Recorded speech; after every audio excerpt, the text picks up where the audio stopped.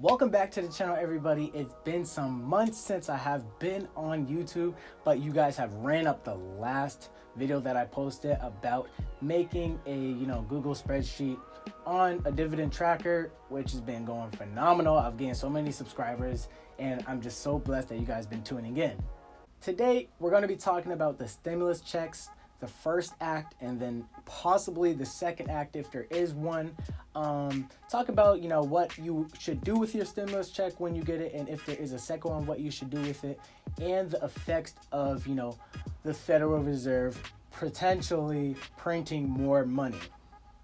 Now, I got my stimulus check around April 22nd, and it was $1,200, and that is because I earned less than $75,000 a year. So if you earned less than $75,000 a year, you get the full amount, which was, like I said, $1,200, and then it trickles down once you make above $75,000. So the first round of checks was the CARES Act. So the CARES Act was, when the Federal Reserve printed $2 trillion out of thin air, and I'm gonna go over some articles that, kind of break it down, but they pretty much printed $2 trillion out of nowhere and then started to disperse this money to, the citizens of America and the big corporate businesses of America as well. Now, for the big businesses, they usually give out loans, so, that would be, repayable back to the U.S. Treasury, but in all honesty, they still printed money, which is just absurd, but I ain't mad. I got my $1,200 stimulus check. So when the government prints money out of thin air,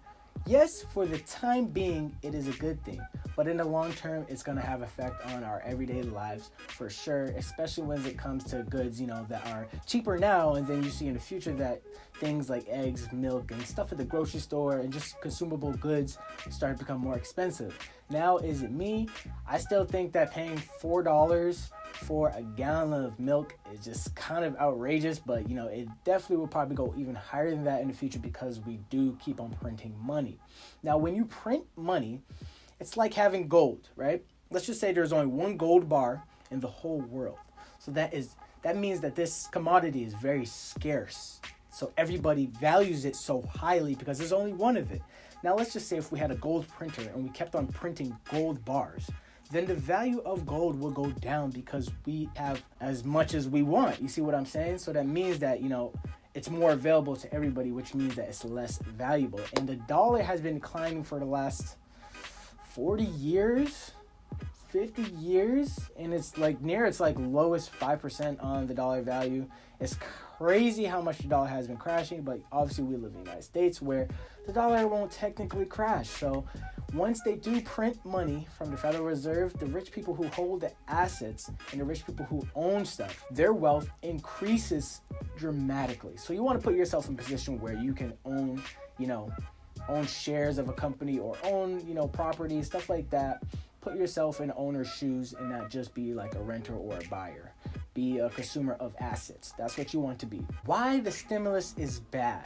So back in 2008, when everybody and their mothers, also the big banks, were loaning out $100,000 loans, $500,000 loans, and $1 million loans to people to buy houses when they really couldn't afford it, allowed the stock market to crash and the real estate market to crash. Then Barack Obama had signed $800 billion stimulus package, which doesn't sound too much now compared to the $2 trillion we just printed out of nowhere, but gave the $800 billion to the big banks of America and just big corporations that were failing during this time of crisis. Now, when you do that, it's like putting a Band-Aid over a bullet wound. You can't really keep on healing the wound in itself because then it will really, really hurt. So we're just going to throw a Band-Aid over it and we'll deal with it in the future. And that's exactly how the economics of America is being played. And they do it time and time again.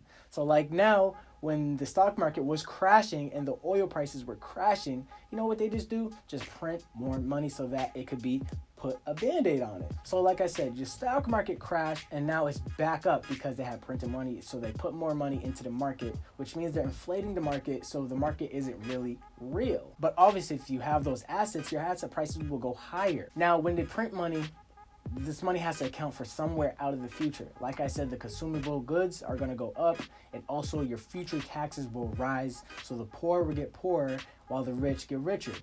But it's good and it's bad because, you could put yourself in a position where you could buy assets. Definitely, it's for everybody. Don't think it's only for rich people. Now, if you have gotten your stimulus, this is probably what you should do with it. Now, if you still have your job and you're fine and everything's good, don't just spend it like a maniac. I think you should just save it or invest it into assets, like into the stock market. Super simple. If you lost your job during the pandemic and obviously times are hard and you need bills to get paid, use that money towards those bills so that you can stay afloat. And that's just my best advice I can give you. Now let's go into 2 articles that I found, which were from Forbes and the New York Times, and we're just going to analyze what they say and just kind of go over things that they say in the article. So here is an article that I found from the New York Times, and it says on the title, "How the Government Pulls Coronavirus Relief Money Out of Thin Air," and that's exactly what they did. Now let's just read the first paragraph of this entry.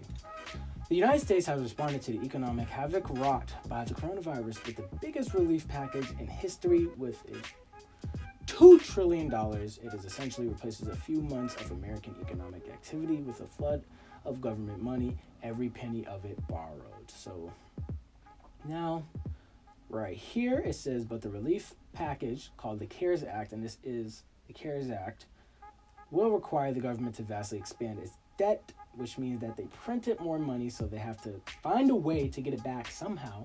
So they turn it into debt at the same time as the Federal Reserve has signaled its willingness to buy an essentially unlimited amount of government debt, printing money. With those twin moves, the United States has effectively undone decades of conventional wisdom embedded into policy ideas that were once regulated in the fringe of economics.